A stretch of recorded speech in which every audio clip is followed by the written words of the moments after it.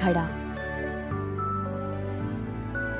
एक गांव में चंद्रा नामक एक आदमी रहता था। वह एक अमीर परिवार से था, परंतु उसने अपने परिवार की सारी संपत्ति खो दी। इस नुकसान के कारण वह अपने गांव के पास वाली जमीन पर अपने परिवार के साथ बस गया, जहां वो खुद सब्जी उगाता था।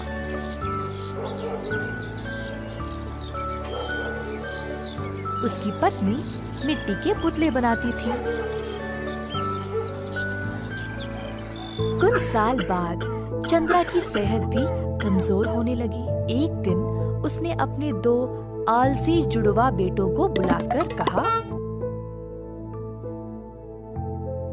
मेरे बच्चों, तुम लोगों को तो पता ही है मेरी तबीयत अब ठीक नहीं रहती, और कब तक तुम लोग बिना काम किए जियोगे?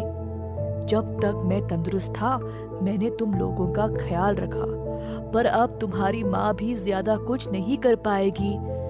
कृपया अब से काम पे लग जाओ और मेहनत करो। चंद्रा ने भरे मन से अपने बेटों को ये बात समझाने की कोशिश की, परंतु लड़कों ने उनकी बात टाल दी। बस एक दूसरे को देखकर हंसने लगे और चले गए। चंद्रा परेशान था कि उसके बेटे उसके बातों को कोई भाव नहीं दे रहे। उसको लगा कि अब उसे कुछ ना कुछ तो करना ही पड़ेगा, नहीं तो उसके बेटे ऐसे ही रहेंगे और फिर कल को समाज में नहीं रह पाएंगे। मेरे बच्चों, कई साल पहले हमारे पूर्वज राजमहल में रहा करते थे। उस महल के पीछे एक कमरा है जिसकी चाबी सिर्फ मेरे पास है। चाबी ले जाओ और सारी कीमती चीजों को ले आओ। ध्यान रहे कि तुमको कोई ना देखे। दोनों बेटों ने बहुत ही उत्साह से अपने बापू की बात सुनी। उनसे अब रहा नहीं गया ये जानने के लिए कि उस कमरे में है क्या।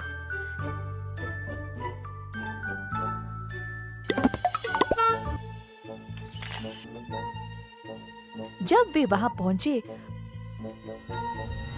तो उनको केवल एक मिट्टी का घड़ा मिला। अरे, जब बापू ने बोला कि यहाँ कुछ खजाना है, मुझे लगा कुछ हीरे मोती होंगे, परंतु इधर तो केवल ये मिट्टी का घड़ा है।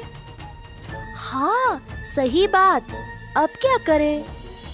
वैसे भी हम इतनी दूर आए हैं, चलो इसी को ले जाते हैं।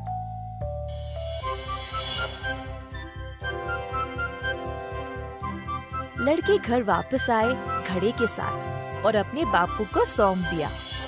ये मिट्टी का घड़ा बहुत ही अनोखा है। मुझे इसका जादू नहीं पता, परंतु ये घड़ा तुम लोगों का जीवन ही बदल डालेगा, इतना तो पक्का पता है मुझे।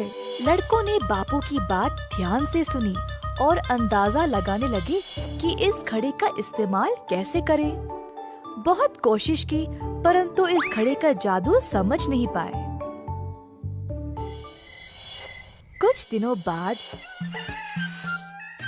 छोटे बेटे ने एक फूल उखाड़ा, सूंघा और फिर नीचे फेंक दिया। फूल उस घड़े में गिर पड़ा। पास में बड़ा बेटा पौधों को पानी दे रहा था, तो अचानक से उसने देखा कि वो घड़ा फूलों से भरा हुआ था।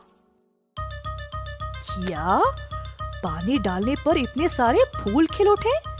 चलो हम इनको बेच के खूब पैसे कमाएंगे। दोनों बेटे बाजार गए और सारे फूल बेच दिए। अपनी कमाई लेकर घर वापस आ गए। जब उनको घड़े की विशेषता का एहसास हुआ तो वे बहुत खुश थे।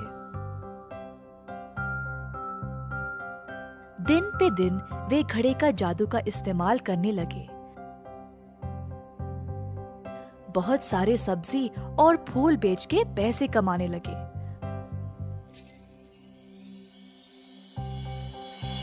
परंतु उन्होंने समझदारी से उन पैसों को नहीं संभाला। कुछ दिन और गुजर गए ऐसे ही पैसे रद्दी करते करते। उनको घड़े की जादू की आदत पड़ गई और इसी चक्कर में बाकी सब्जी और पौधों को नजरअंदाज कर दिया।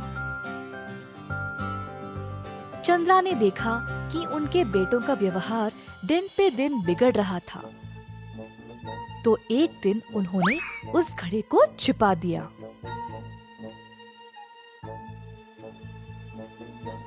रोज की तरह दोनों बेटे घड़े को लेने आए, परंतु उनको वो मिला ही नहीं।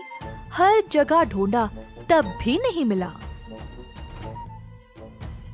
उनको एहसास हुआ कि पैसे के बिना जीवन कितना कष्ट है, तो आखिर में वे खुद सब्जी उगाना शुरू किए। अब रोज बड़ा बेटा सब्जी उगाता था और छोटा बेटा फूलों का ध्यान रखता था।